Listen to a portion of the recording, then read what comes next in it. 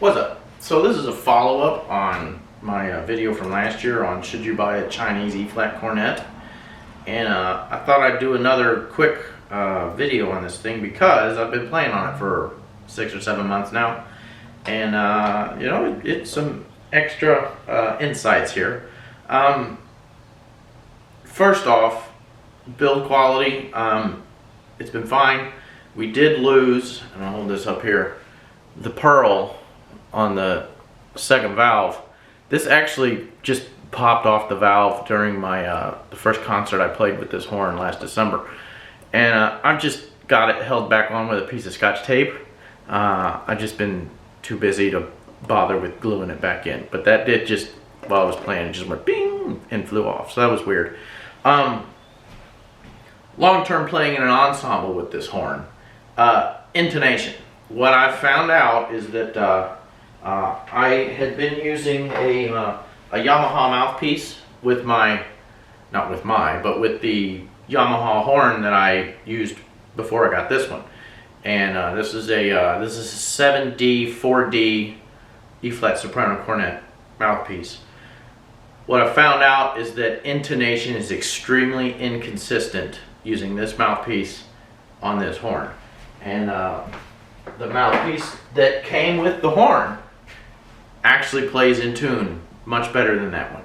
With that Yamaha mouthpiece, further up in the staff, like from C on up, written C on up, for D and E, I was having to use, you know, first and third and 1 and 2 for the fingerings up there to get them in tune with the Yamaha mouthpiece. With this mouthpiece, I can use the normal, you know, first and open for D and E up there, and second valve for E flat, and the second valve F sharp top line with the Yamaha mouthpiece is extremely sharp, and it's correct with this mouthpiece. I don't know enough about mouthpiece construction to figure out why that is, if it's too long, too short, whatever it was.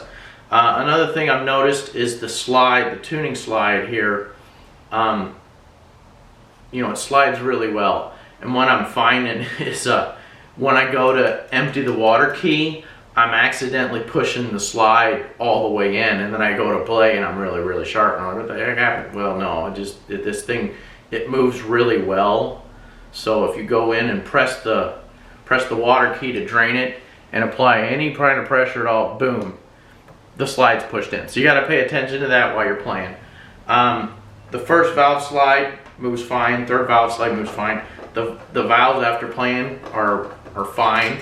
They're not really showing any goofy corrosion or anything else. Of course, I brush my teeth before I play this horn, or any of my horns, so I'm not blowing like soda and sugar into this thing. But the valve actions remain good. It has a really good tone. It really does. It blends well with the band. We've had a good time with it. So, oh, the accessories. In the first video, I pointed out that the thing came with a polishing cloth. Well, I didn't take the cloth out of the bag in that video, so I thought I would now, because this is really funny. People that are been playing in bands for a while will recognize this. Many people won't. This is not a silver polishing cloth. If you'll note the weight, this is a dried cloth for cleaning the inside of a woodwind instrument, like a saxophone or a clarinet, right? You take the mouthpiece off the clarinet and you drop the weight, and the weight falls all the way through the instrument, and then you can drag the cleaning cloth through the instrument.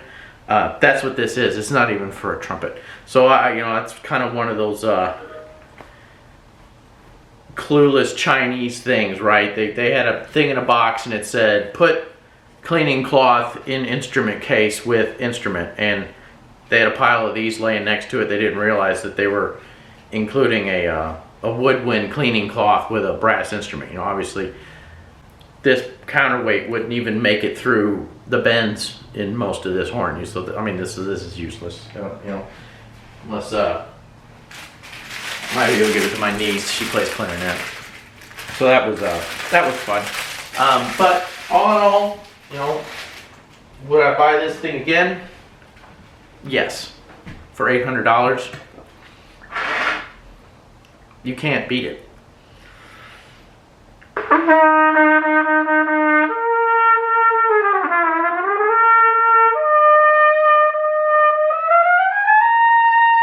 It sounds great. It's affordable, other than, you know, some of these goofy little quality issues.